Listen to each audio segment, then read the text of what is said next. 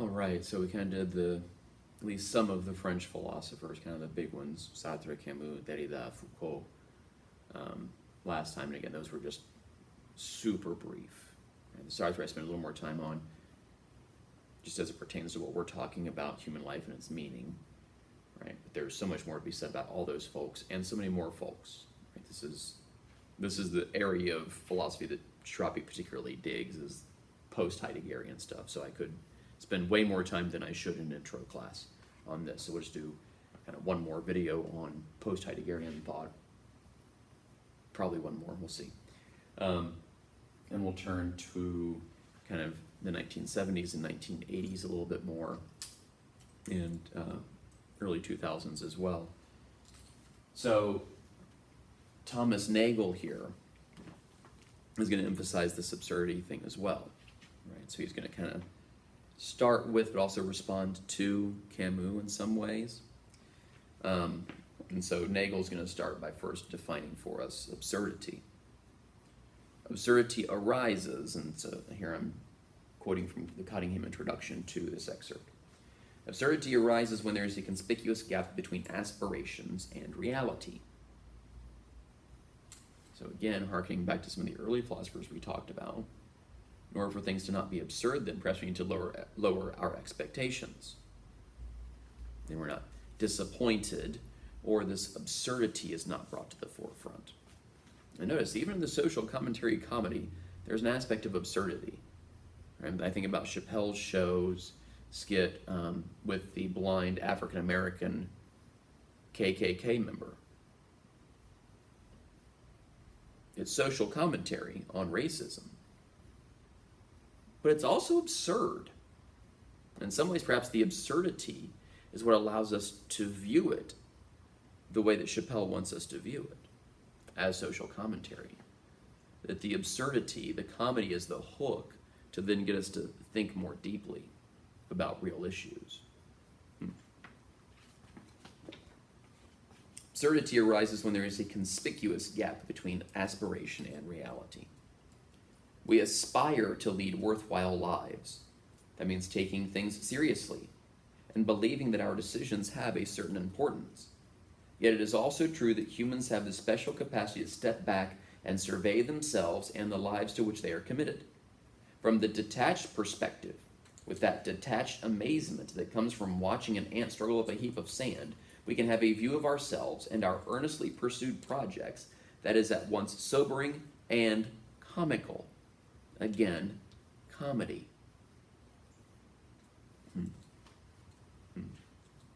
It's the clash between the two incompatible perspectives, the involved and the detached, that Nagel sees as the key to our sense of life's absurdity. So involvement and detachment. Go back to Heidegger again, right? Much of Heidegger's philosophy was based on this awareness thing, the fact that we are aware of, we're aware of, we're aware of, the authentic versus the inauthentic, our awareness. Nagel here is saying, look, it's the awareness that we leave this double-sided life. We're involved, yet we can also be detached. We can be the actor in the play as well as the director of the play, which sees the bigger picture and sees how ridiculous the character is being, even though the character is fully living out their character. This double-sided nature. W.E.B. Du Bois talks about this with regards to the life of an African American and souls of black folk and so forth. Religions can speak about this with regards to, living in the here and now, but also living for something later, grander, milk and honey and all that. So there is this double-sidedness, right? We're evil, but we're also capable of good, and blah, blah, blah. Children of God, but sinful. You use whatever language you like here. But there is kind of this double-sidedness that Nagel is emphasizing. We're involved, and that's good, and we need to be. But we're also detached, and that's good, and we need to be. And so perhaps it's these moments again, moment of involvement, moment of detachment, moment of involvement, moment of detachment, rather than trying to live both simultaneously. Maybe it's like one of those Gestalt pictures you've probably seen with the faces and the vase in the middle. You can't experience both simultaneously. Your mind can flip back and forth really fast. Or the duck rabbit thing, or whatever it is. And all these pictures that are two pictures in one, depending upon your perspective, to use Sartre's terms, your interpretation, right, your own background, and so forth. You're going to see it a certain way, but you can then see it the other way as well. You can then flip it, but you can't see them both at the same time. It'd be difficult to be both involved and detached at the same time. To think that the thing that you're doing, right, just to go back to Cottingham's intro again here, this decision that you think has certain importance, also realize but it doesn't have importance. It's tough to do both at the same time. There's a certain irony then. But irony, Nagel concludes, is better than despair, or the kind of romantic, heroic defiance that Camus recommended in the face of absurdity. Again, I wonder if Camus also does have a bit of comical there as well, a bit of irony there as well. Nagel doesn't think so, so Nagel's going to emphasize that part in his essay here. And this is, he wrote this in 1971. So this is a bit dated, but we're also way more contemporary now than we were with Lucretius and Seneca. Right? And yet, perhaps there are some similar themes coming through here. What we say to convey the absurdity of our lives often has to do with space or time. We are tiny specks in the infinite vastness of the universe. Our lives are mere instants, even on a geological time scale, yet alone a cosmic one. We will all be dead any minute. But of course, none of these evident facts can be what makes life absurd, if it is absurd. For suppose we lived forever. Would not a life that is absurd if it lasts 70 years be infinitely absurd if it lasted an infinite amount of time? Through eternity, he says. All of it's an elaborate journey leading nowhere, but there are replies to these arguments. First, life does not consist of a sequence of activities, this is page 801, each of which has as its purpose some later member of the sequence. Chains of justification come repeatedly to an end within life, and whether the process as a whole can be justified has no bearing on the finality of these endpoints. No further justification is needed to make it reasonable to take aspirin for a headache, attend an exhibit of the work of a painter one admires, or stop a child from putting his hand on the hot stove. No larger context or further purpose is needed to prevent these acts from being pointless. There's a point to them even in the moment. Even in the moment. Regardless of larger scale and all of the cosmos, it doesn't need to be that big. You stop the kid from putting his hand on the hot stove so the kid doesn't get hurt. Boom, that's it. That's all the meaning that there needs to be at that moment. You can find meaningfulness in the moments, as well as, sometimes instead of, on the large grand scale. Sisyphus can find happiness, contentment, joy in that moment, that instant before the rock rolls back down the hill. And this notion of context is interesting as well, given what Heidegger talked about with ongoing projects and thrown into it, and what Charles Taylor will talk about. Here, once we're done with Nagel, we'll turn to Taylor.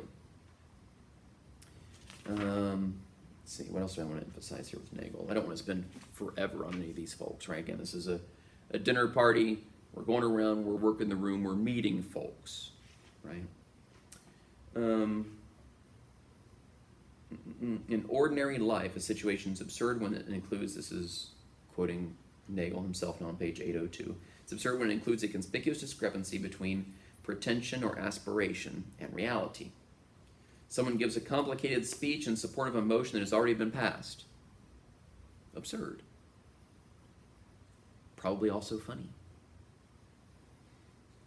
A notorious criminal is made president of a major philanthropic foundation. Absurd. And given a certain viewpoint, maybe somewhat funny. You declare your love over a telephone to a recorded announcement. As you are being knighted, your pants fall down. I think probably all four of these have appeared in some comedy at some point in time. Some movie, some television show, some stand-up routine, making fun of the absurdity of the situation. not despairing over it, mocking it. And remember, comedy has the long history of this, right? It was the court jester was the one who could be honest in the courts back in the day, because he could just laugh it off. Ha ha ha. Oh, the king is this and the queen is this and blah blah blah. Oh, ha ha ha ha ha. But there was also probably some social commentary there as well. They could say things nobody else could get away with because they could frame it under the guise of comedy and do it well. Interesting. When a person finds himself in an absurd situation, he will usually attempt to change it by modifying his aspirations. We talked about that before, lowering expectations, so you don't hit the wall. Or by trying to bring reality into better accord with them, which then leads to anxiety and despair and so on and so forth. Or by removing himself from the situation entirely. Good old-fashioned escapism. The sense that life as a whole is absurd arises when we perceive, perhaps dimly, an inflated pretension or aspiration which is inseparable from the continuation of human life. Many people's lives are absurd, temporarily or permanently for conventional reasons having to do with their particular ambitions, circumstances, and personal relations. If there's a philosophical sense of absurdity, it must arise from the perception of something universal. I shall argue, this is Nagel again, by the collision between the seriousness with which we take our lives and the perpetual possibility of regarding everything about which we are serious as arbitrary or open to doubt. We cannot live human lives without energy and attention, nor without making choices which show that we take some things more seriously than others. Yet we have always available a point of view outside the particular form of our lives from which the seriousness appears gratuitous. These two inescapable viewpoints collide in us, and that is what makes life absurd. That's the human condition, absurdity. So you can focus on an aspect of that and be despairing. You can focus on an aspect of that and be comedic. It'd be different, again, the awareness on 803. It would be different if we could not step back and reflect on the process. Right? If we were squirrels or jellyfish or whatever, we just go about our daily routines. We do what we do because that's what we do. Bam, we're done. We don't look for bigger purpose. I have 2 cats at my house. I don't know they're looking for grander purpose. Let's see, is this a good use of my cat time to take a nap at this point? Or should I be doing something grander? Because once I'm gone, will any of the rest of catdom remember this thing that I've done? They're cats. They're cats. They're not aware the same way. They're not docile. They don't have this special relationship to being. They're just existing cats. And of course, maybe all these philosophers are way off their rocker. Perhaps the hokey pokey has the answer to the meaning of life. Right? You put your whole self in, you take your whole self out, you put your whole self in, you shake it all about. You do the hokey pokey, you turn yourself around, and that's what it's all about. Maybe. Maybe that's the involvement. You're putting yourself in. The detachment is you're bringing yourself out. The involvement, you're putting yourself in. You're shaking it all about as if it has meaning. Because at that moment it does. You turn yourself around. So you're doing the same thing over and over. You end where you began. And yet, that could be what it's all about anyway. There may also be something about eternal recurrence there with Nietzsche, whom we'll talk about in a few weeks. Or again, maybe Schrappe should just turn off this philosophy thing because it's a silly kid's song, the hokey pokey, which gets them up and moving. And that's what it's all about, is just a fun way to end that song. Maybe. Maybe songs don't have meaning.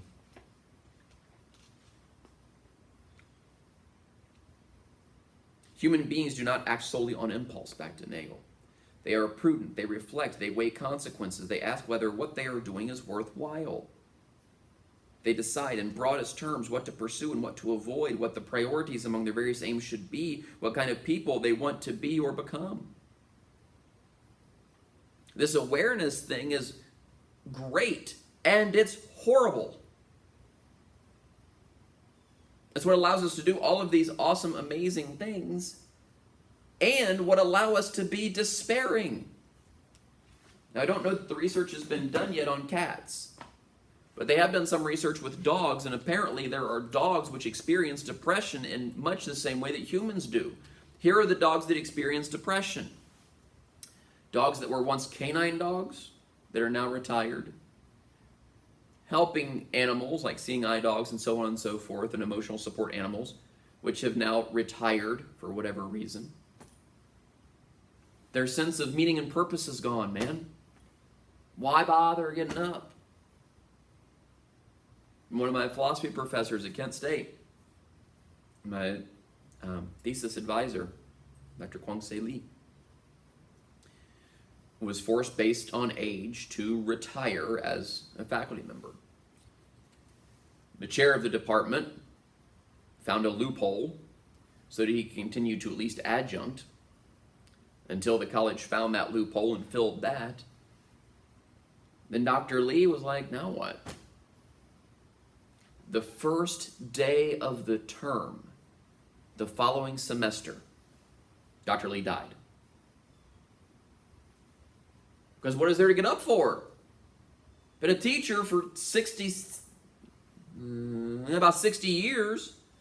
That's been taken away. Why bother getting up today?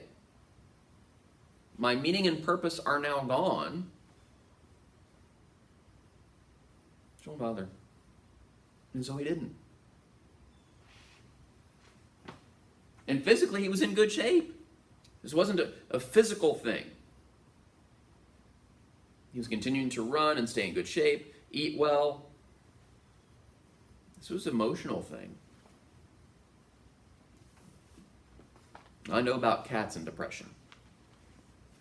Dogs and depression are a thing.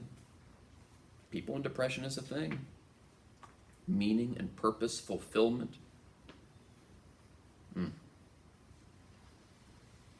They decide whom to marry, what profession to follow, whether to join the country club or the resistance. Or they may just wonder why they go on being salesmen or academics or taxi drivers and then stop thinking about it after a certain period of inconclusive reflection. At least here in the United States, this classic midlife crisis thing. Talking Heads song, who am I? How did I end up here? How did I end up in this place? What? I took the job at Bloomingdale's for a part-time gig to work my way through school, and then ended up in middle management somehow. 30 years later, I've got this pottery wheel I haven't touched in the corner of the garage. What the heck happened? Had these aspirations, reality didn't meet these aspirations. This is absurd. It's absurd to have a pottery wheel in the corner. So either I ditch the job and get back to my first true love of pottery, which also has its own sense of absurdity, or I get rid of the pottery wheel. Which perhaps that's tragic. Tragic and absurd, flip sides of the same coin? Maybe. Leading a human life is a full-time occupation, Nagel says. When we take a particular view and recognize that what we do is arbitrary, it does not disengage us from life. There lies our absurdity. Not in the fact that such an external view can be taken of us, but in the fact that we ourselves can take it without ceasing to be the persons whose ultimate concerns are so coolly regarded. Coolly detached, disinterested. He means cool here in the philosophical sense. Cool, removed, detached. Disinterested in the thing going on out there. The thing going on out there just happens to be your own life. Those seeking to supply their lives with meaning usually envision a role or function in something larger than themselves. My sister-in-law, the military. That's the one she chose, by the way, was the military. She then left the military, has kids, has a different type of job, so on and so forth. She's finding meaning and purpose in other things now. I just want to let you know she didn't go to the continent, to finish that story from like 3 videos ago. They therefore seek fulfillment in service to society. Service, that's what Augustine was talking about. service to the state, service to the revolution, service to the progress of history, service to the advancement of science or religion, and the glory of God. Interpretations like Sartre talks about. But a role in some larger enterprise cannot confer significance unless that enterprise is itself significant. And again, if we're thinking massive picture here, all this stuff's going to die too, man. Eventually, all this stuff that you engage in as part of a larger thing is going to be forgotten too. If we're going to do the Schopenhauerian super pessimism thing. People can come to feel when they're a part of something bigger that it's a part of them too. I'm a part of it, it's a part of me, the symbiotic relationship thing. They worry less about what is peculiar to themselves, but identify enough with the larger enterprise to find their role in it fulfilling. However, any such larger purpose can be put in doubt in the same way that the aims of the individual life can be, like I just said.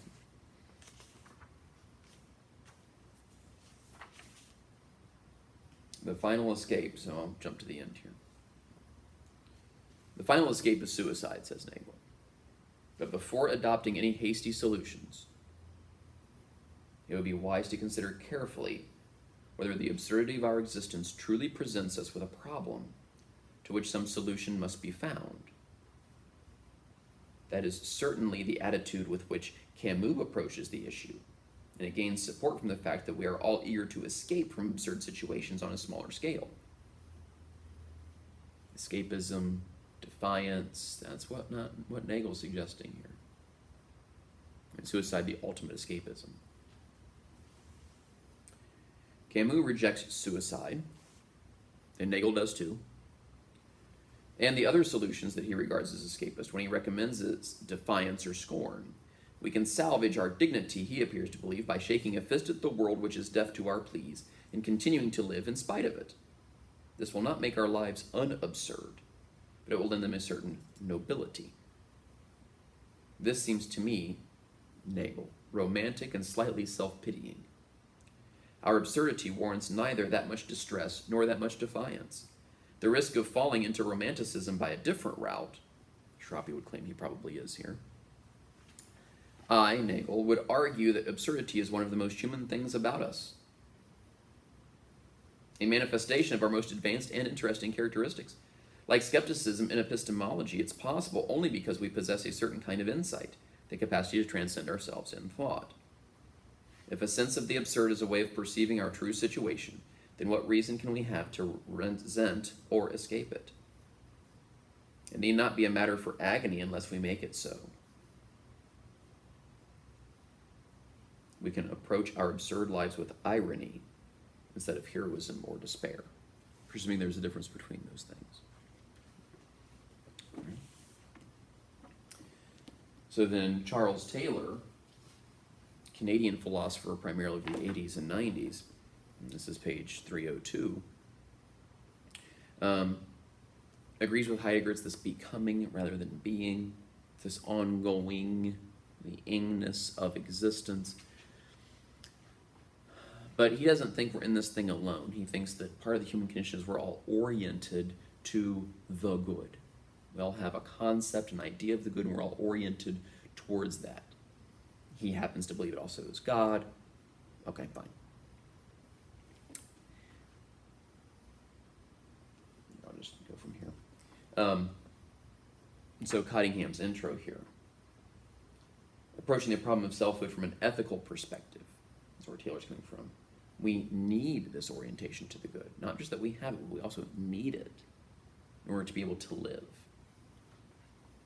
And this orientation to the good involves things like community and togetherness. It's not just my personal good.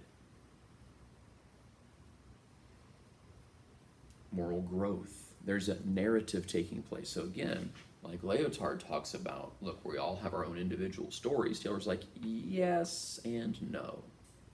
Because our stories aren't necessarily in the context of other stories. The stories of those who came before, the stories of those who will come after. That there is this fascination with ancestry. Where did I come from? Where did our people come from? What did they do? Because I'm in that lineage. Again, go back to the last name thing from a couple of videos ago. Yeah. So Taylor himself, then the issue of our condition can never be exhausted for us by what we are, because we are always, always changing and becoming. So again, it's not a what. It's not a thing you can point to. It's an ongoing verb thing. It's much more difficult to point to running than it is runner. Runner is a thing. Running, you can't point to in a moment because it's an ongoing thing.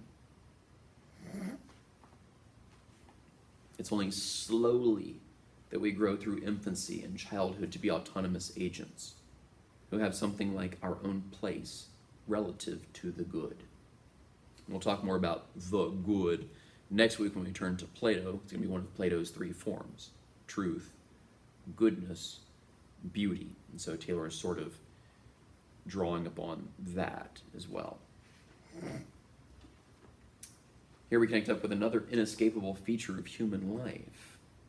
I've been arguing that in order to make minimal sense of our lives, in order to have an identity, we need an orientation to the good, which means some sense of qualitative discrimination of the incomparably higher. Right? There are some things which we prefer, there are things which we do not prefer. We value certain things. Further, we see that this sense of good has to be woven into my understanding of my life as an unfolding story, the narrative thing.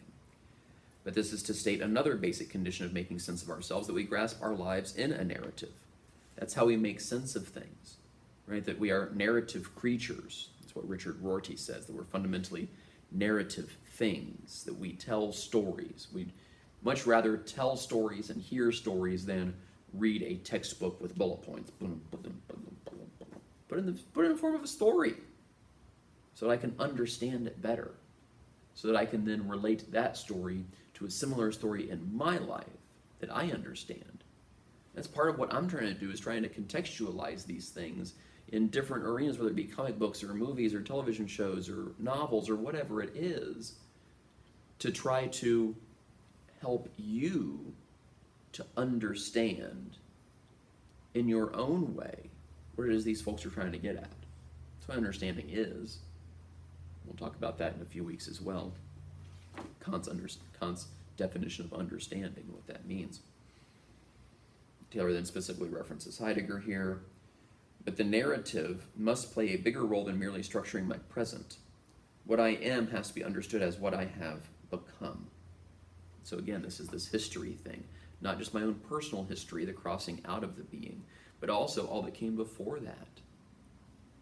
Right? My family generations ago, I haven't traced it all the way back, but it's about 5th generation United Statesian. Before that, they were German, SCH. It was German. It was the German-French border, the Alsace-Lorraine region. And they wanted a better life, so they hopped on a boat and they came on over. The female of the couple died en route, because these were ships, these were boats, and it took a long time to get any place, because this is the late 1800s. So in case you're curious, the Schrappe people were not in the United States for the slavery stuff, and we were not in Germany for the Nazi stuff. Okay, we were in between. So they're coming over, the wife dies. Mr. Schrappe then finds someone else, a single lady on the ship, who then becomes the new Mrs. Schrappe when they get here. They settle in southeastern Ohio, Appalachian region, and then my grandfather and grandmother meet down there in these two teeny tiny towns, Chansey and The Plains. The Plains is now somewhat a little bit famous because Joe Burrow mentioned in a Heisman speech, but anyway. Then they come to Columbus again for a better life. And they have kids, and their daughter then has me. And so I've got this history of, coal mining people just a couple of generations ago, right? Black lung and all that stuff. My grandfather worked in a mattress factory. My uncle worked in a mattress factory. My uncle had cotton lung, right? So, these are hard-working physical labor things. That's part of my background, right? Their hard-working physical labor stuff planted the seeds, so they're physical and all that, planted the seeds then for me to be first generation college student. To not only do that, but like do that to the end, to do the PhD thing so that I can then go back and teach as well. Right? That social mobility thing of the family. Right? The fact that I spent so much time with my grandmother before and after school, and she grew up the youngest of 5 children during the Great Depression in a more depressed area than most. And so that's a part of this thing too, this thing here. I'm a part of that history. I'm a part of that story, that narrative. I'm a part of that narrative, and that narrative is a part of me. To contextualize, I have a past that predates me. There's a future that's going to live beyond me. I've got kids, and they may or may not have kids. I don't know. Right? I've been teaching now for over a decade. I've got hundreds of students out. Let's see, hundreds. I don't know, at this point, maybe 1,000 former students, some of whom maybe something I said once clicked something and, changed their life or whatever. I'm not saying that I'm a life changer or anything along those lines. I'm merely saying that perhaps accidentally I said something that was impactful. That's what Taylor is saying here. It's not just an orientation to the good, it's also an orientation to the past, an orientation to the future. Somewhat like Heidegger, we're future-oriented creatures, but we're also thrown into the thing, so there's also this ever-present past as well. And you can talk about Freud or something along those lines with regards to this as well. My wife covers this a lot in her counseling sessions. Not that she tells me about them, but we can speak in generalities, right? That again, this rewriting of the past, these past relationships that are always with you. The new boyfriend or girlfriend, when the relationship begins, is already sort of paying for the sins of the previous boyfriends and girlfriends, right? All the stuff that went wrong before, you're now on the lookout for with this new person, even though this new person has done nothing yet. They're new. But that past is always present. And it's always future-oriented. This past, present, future thing is not as rigid as we frequently speak of it. Taylor, you historicize the thing, you contextualize the thing. It's a story, it's a narrative, which has a beginning, a middle, and an end, but it's not like this is just a one-off. This is, your story is a continuation of. It's one of the novels in the series. Orientation and moral space comes with landmarks. We have to frame the questions properly. Again, by a very Heideggerian who wants to talk about question, certain mode of self-concern. And they're on 306, then again, just like with everyone else with Taylor, there's so much more to be said. Sources of Self is kind of his magnum opus. So if you're interested in the stuff, read more on that, especially I believe it's chapter 5 where he really digs in and burrows down into the meaning of being in human life and why are we here and all of that. We want our lives to have meaning. A famous, perhaps for us moderns, a paradigm example of this what this can mean is recounted by Proust in his, I'm not going to try to read the French. And it's interesting that he mentions Proust here. Marcel Proust, let's see. His novel is actually, I believe, 7 volumes. The first one's really the only one most people read. Remembrance of Things Past is how it was once translated. I believe now it's translated as In Search of Lost Things. And so it begins with a memory and the role of memories on selfhood and self-understanding and self-discovery and self-creation, all of that stuff. And searching for those things which are lost, that you can never get back because it's in the past. Right? How do you regain those things?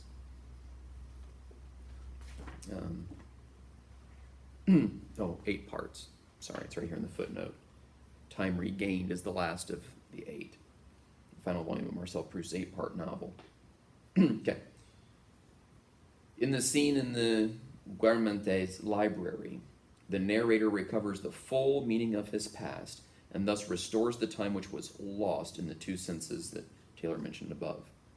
The formerly irretrievable past is recovered in its unity with the life yet to live. The past as it influences the future through the present.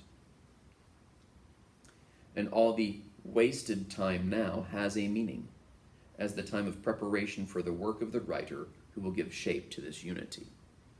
And speaking of this time that's wasted, then reminds me of Cornel West. I believe I've referenced the Cornel West clip before from the Examined Life. And that clip will actually make more sense now than it did when I recommended it before. He references Heidegger and death. It'll make even more sense at the end of the term because he's going to reference other stuff that we have and will talk about. He talks about this time wasted. Instead of viewing time as wasted, like it's this whole pie and time is all these slices taken out of it. Instead, maybe we should think of, we have an empty pie platter, and time is putting pieces on. I now have this amount of time, this amount of time, this amount of time, this amount of time. So I'm not wasting, rather I'm being given as a gift more time. Here's more time, here's more time, here's more time. And Cornel West happens to be a Christian, so there's that whole thing as well. Time as a gift from the great giver, blah, blah, blah. And this notion of past, present, and future, Schrappe at least thinks about music. And when you're familiar with a song, if you turn it on in the middle or hear it in the middle of the song, the rest of the song is there, right?